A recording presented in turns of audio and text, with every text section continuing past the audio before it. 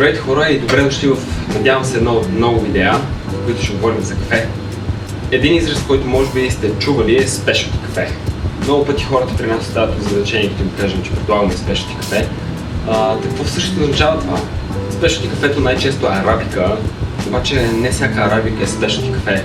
Разликата идва от качеството на зеленото кафе и проследимостта. Обикновено го наричаме single origin, което означава, че кафето идва от една конкретна държава, от един конкретен регион, дори много често от една конкретна ферма.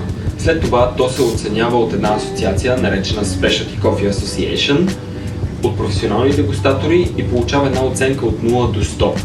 Ако оценката е над 80, то това вече е Specialty Coffee. Най-често срещаме кафета между 83 и може би 89. Наистина кафета над 90 са кафетата, които струват по няколко стотин евро или долара за килограм. В specialty кафето често се усещат флорални нотки, шоколадови нотки, ядки, като цяло е по-ярък вкуса и често има една киселинност, която хората, които не са привикнали към вкуса на specialty кафето, наричат неприятна. В следващите видеа се надявам да ви разкажа малко повече за самото печене, за меленето, за температурите, за различните сортове дори.